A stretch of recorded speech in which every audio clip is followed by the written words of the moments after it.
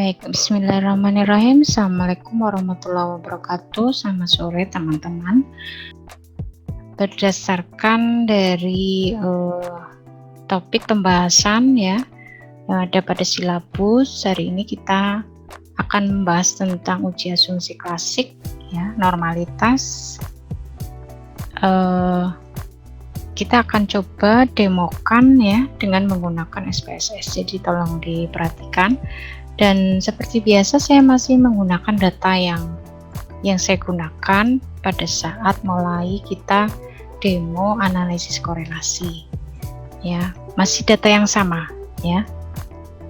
Nah, ini data Excelnya, kemudian ini adalah data yang sudah dalam bentuk SPSS. Oke, jadi seperti biasa kita arahkan ya sheet kita, worksheetnya itu ada di data view. Sebelum itu saya akan coba jelaskan dulu terkait dengan uji asumsi klasik ya, normalitas. Jadi setelah melakukan analisis regresi ya, kita perlu melakukan uji asumsi klasik normalitas ya. Konsep dasar dari uji asumsi klasik normalitas ini, kita coba lihat ya, konsep dasar dari uji normalitas itu dimaksudkan untuk menguji apakah nilai residual yang telah distandarisasi pada model regresi itu berdistribusi normal atau tidak. Karena dalam konsep analisis regresi ya, analisis parametrik ya, itu harus lolos uji asumsi klasik. Salah satunya ini uji normalitas. Jadi residualnya itu harus berdistribusi normal. Nilai residual itu dikatakan berdistribusi normal jika nilai residual terstandarisasi itu sebagian besar mendekati nilai rata-ratanya. Nilai residual terstandarisasi yang berdistribusi normal jika digambarkan dalam bentuk kurva akan membentuk gambar lonceng atau bell-shaped curve. Yang kedua sisinya melebar sampai tidak terhingga. Ya.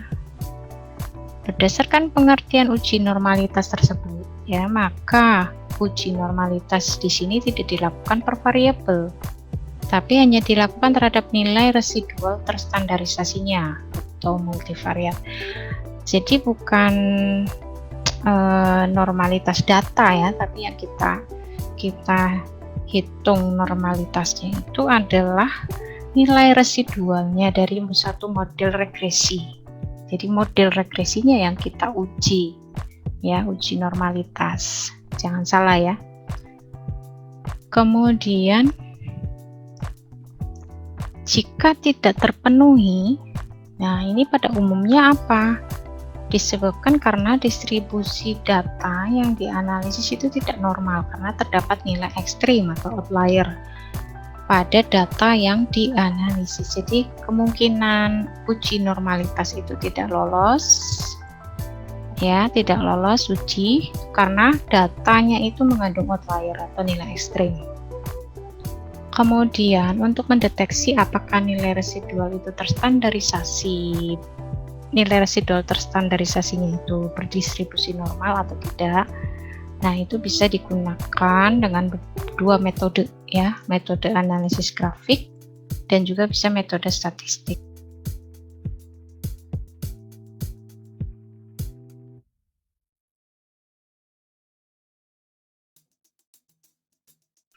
Nah, kita bisa menggunakan dengan analisis grafik ya, analisis grafik ya, pengujian normalitas dengan menggunakan analisis grafik itu dilakukan dengan histogram ya, dengan menggambarkan variabel dependen sebagai sumbu vertikal, sedangkan nilai residual terstandarisasi digambarkan sebagai sumbu horizontal.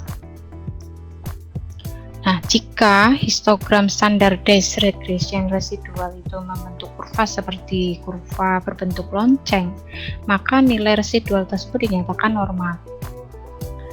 Nah, cara lain bisa menggunakan grafik normal probability plot.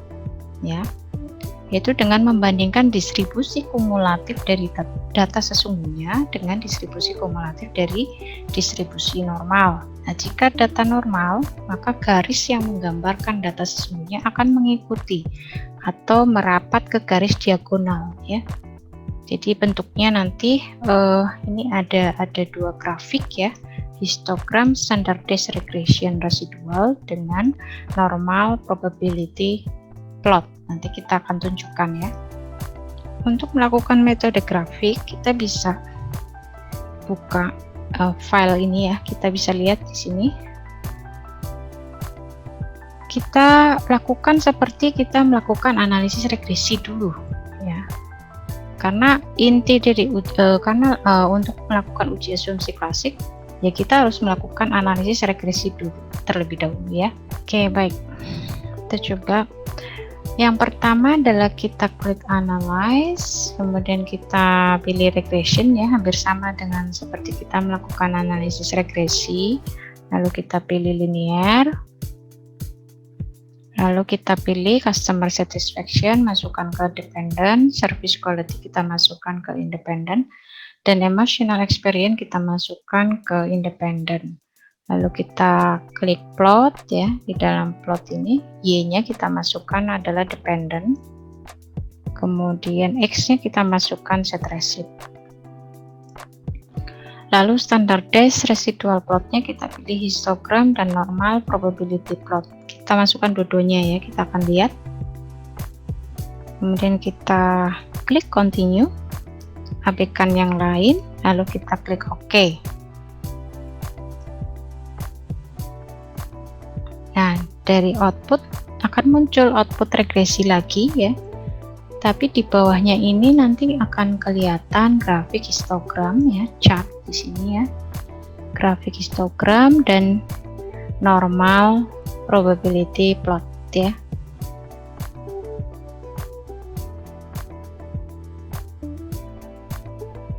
Nah, kita bisa lihat dari grafik ini gambar dari histogramnya, ya. Di sini kurvanya mirip seperti kurva berbentuk lonceng, ya. Kalau kita bisa lihat, kita bisa persepsikan ini bahwa ini tuh residual sudah terdistribusi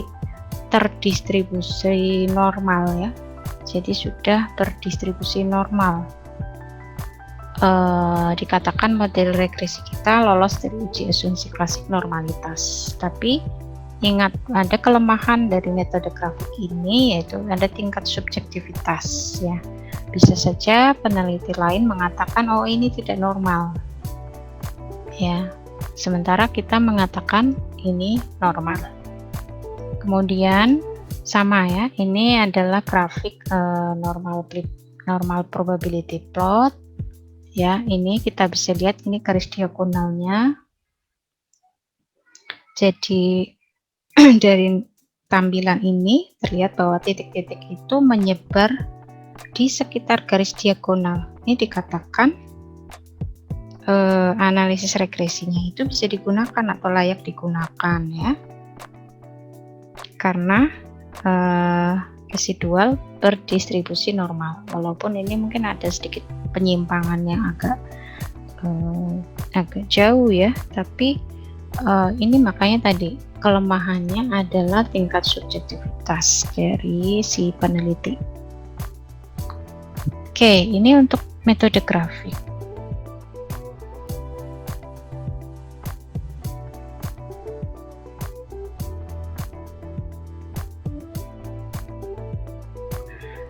Metode yang berikutnya itu adalah bisa digunakan, ya, dengan metode statistik.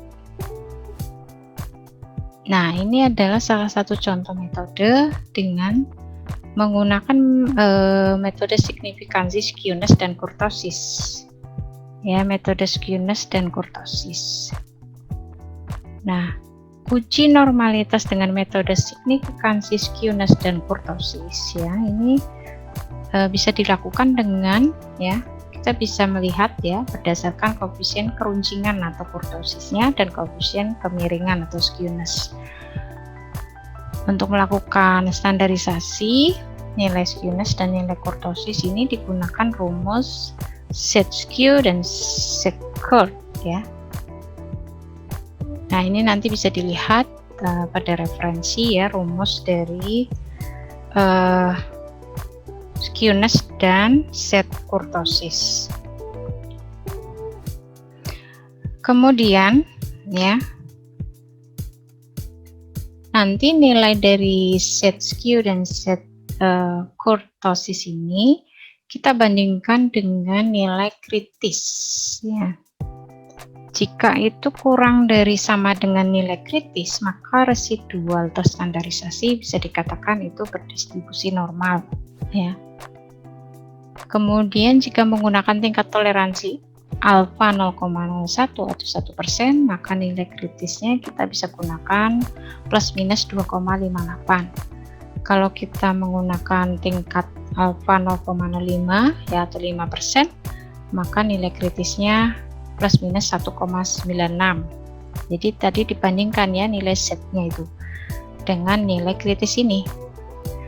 Kalau misalnya kita menggunakan tingkat alfa 10%, maka nilai kritisnya plus minus 1,65.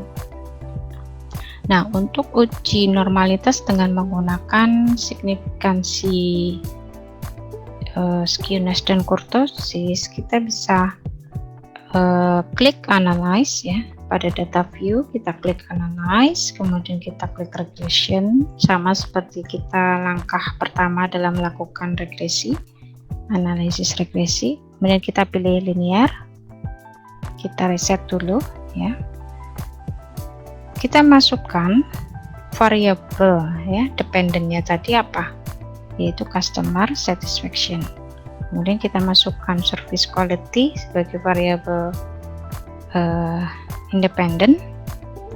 Emotional experience kita masukkan ke sini. Lalu kita pilih save, kita klik save. Ya, kita klik save, kemudian pada kotak residual. Pada kotak residual ini ya, kita klik yang standardize. Kemudian kita klik continue ya.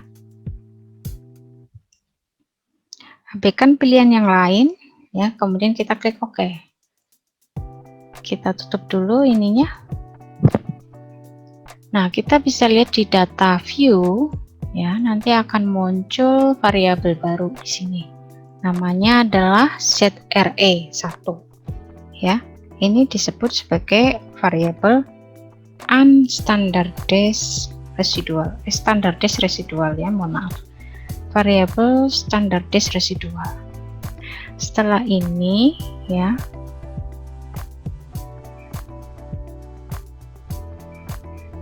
kita akan lakukan lagi pada data view ya, kita pilih analyze, kemudian kita pilih descriptive statistic ya. Kemudian kita pilih deskriptif, lalu kita masukkan tadi variabel baru yang tadi, yaitu standardized residual. Kemudian klik option. Nah, lalu pada distribution di sini kita pilih yang kurtosis dan skewness. Ya, kemudian kita klik kita klik continue.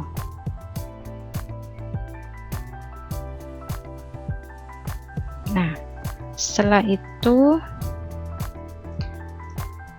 kita klik OK, kita klik OK.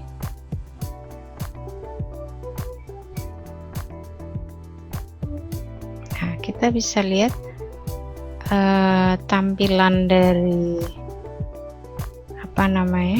tampilan dari outputnya di sini, deskriptif statistiknya ya.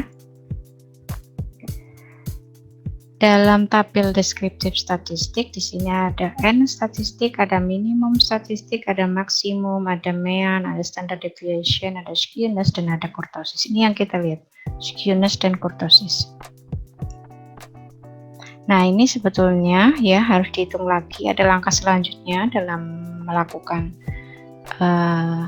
perhitungan koefisien skewness dan koefisien kurtosis ya. Jadi nilai ini harus dirubah dulu dalam bentuk nilai skewness yang terstandarisasi. Kemudian kurtosisnya ini juga harus dirubah dulu menjadi nilai kurtosis yang nilai standarisasi kurtosis ya. Jadi nilai ini harus diubah menjadi nilai standarisasi skewness ya. Ada rumusnya, kemudian ini juga harus diubah menjadi nilai standarisasi kurtosis. Kemudian nanti akan dibandingkan dengan nilai kritis dan nanti bisa disimpulkan apakah nilai residual terstandarisasi tersebut terdistribusi normal apa tidak, gitu ya. Nah, seperti itu untuk metode yang menggunakan nilai skewness dan kurtosis.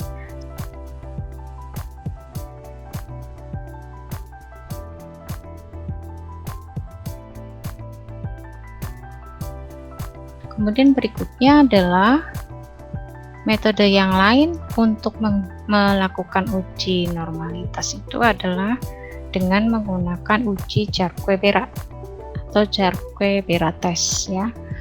Nah, uji ini merupakan uji normalitas dengan berdasarkan pada koefisien keruncingan atau kurtosis dan koefisien kemiringan atau skewness ya. Ini juga dilakukan dengan membandingkan statistik Jarque-Bera dengan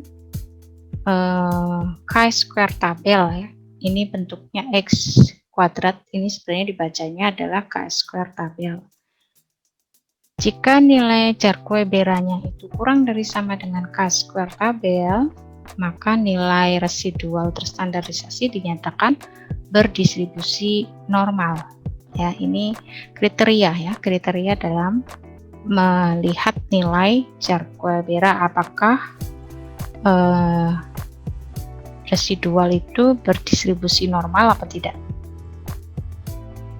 Nah, untuk uji normalitas Jarque-Bera, jadi seperti halnya uji skewness dan kurtosis, uji ini merupakan uji normalitas dengan berdasarkan pada koefisien kurtosis dan koefisien skewness. Nah,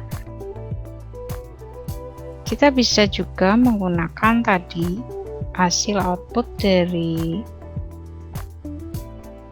ini ya, deskriptif statistik tadi ya. Nilai statistik Jarque-Beranya itu nanti akan dihitung terlebih dahulu ya tadi dengan menggunakan data ini. Nanti kemudian kita akan melihat apakah nilai statistik Jarque-Bera ini ketika dibandingkan dengan nilai chi-square tabel, yaitu apakah nilai residual itu dikatakan berdistribusi normal apa tidak.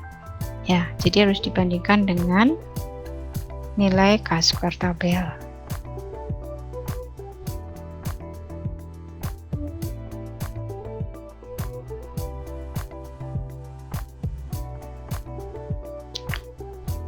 Kemudian metode berikutnya adalah dengan uji normalitas dengan menggunakan Kolmogorov-Smirnov test ya. Nah, ini cukup terkenal juga. Uji normalitas menggunakan uji non-parametrik ya, Kolmogorov-Smirnov. Ini merupakan uji normalitas menggunakan fungsi distribusi kumulatif. Jadi nilai residual terstandarisasi berdistribusi normal itu jika K hitung ya kurang dari K tabel atau signifikansinya itu lebih besar dari alfa ya.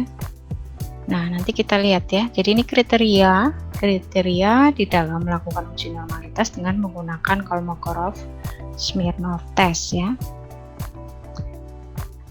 Kemudian selanjutnya kita akan menggunakan uji asumsi klasik. Kita akan melakukan uji asumsi klasik normalitas ya dengan menggunakan Kolmogorov-Smirnov.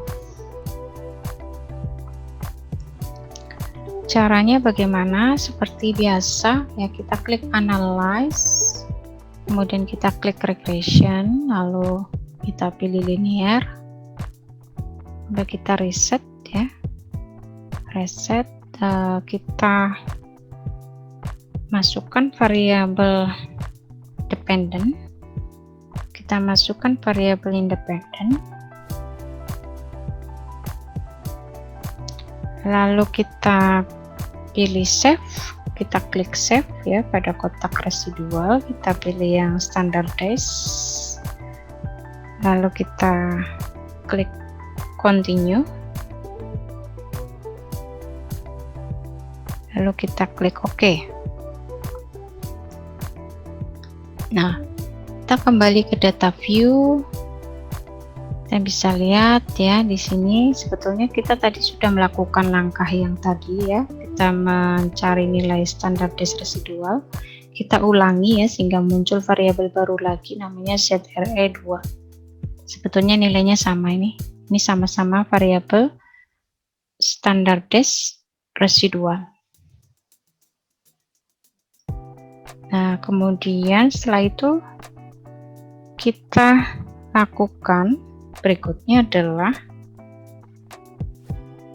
kita klik analyze kembali, kita klik analyze, lalu kita pilih non parametric test, lalu kita pilih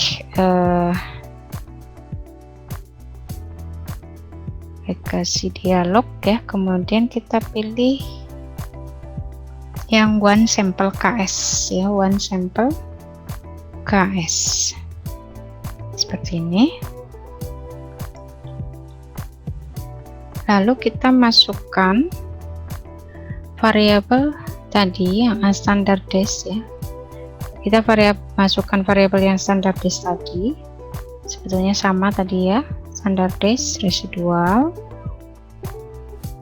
Kita biarkan ini pada kondisi default ya, kemudian kita klik OK. Nah, hasilnya keluar di sini ada one sample Kolmogorov-Smirnov test ya. Dari sini tabel ini kita bisa lihat N-nya 130 ya, karena kita menggunakan data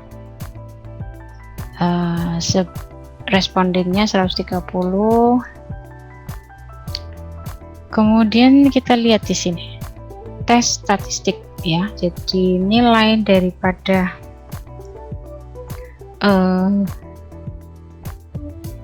Kolmogorov-Smirnovnya itu 0,082, kemudian tingkat signifikansinya itu 0,031 ya.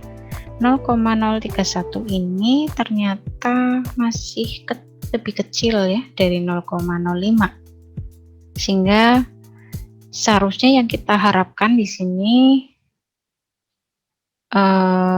harusnya lebih besar dari 0,05 ya, harusnya lebih besar dari 0,05.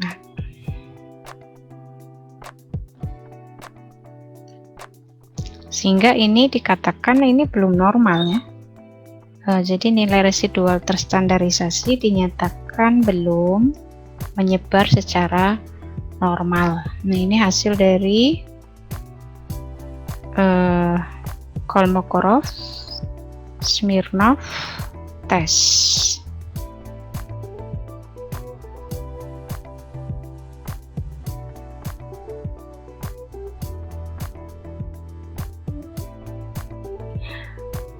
Kemudian bagaimana kalau misalnya terjadi pelanggaran normalitas atau model regresi kita itu tidak lolos uji asumsi klasik normalitas ya, konsekuensinya bagaimana dan cara mengatasinya seperti apa. Jadi di dalam uji normalitas ini Jika asumsi normalitas itu tidak terpenuhi, ya pada model regresi itu akan menimbulkan konsekuensi, yaitu nilai prediksi yang diperoleh itu akan bias dan tidak konsisten. Ya, jadi apapun yang kita hasilkan dari model regresi itu akan bias ya dan tidak konsisten.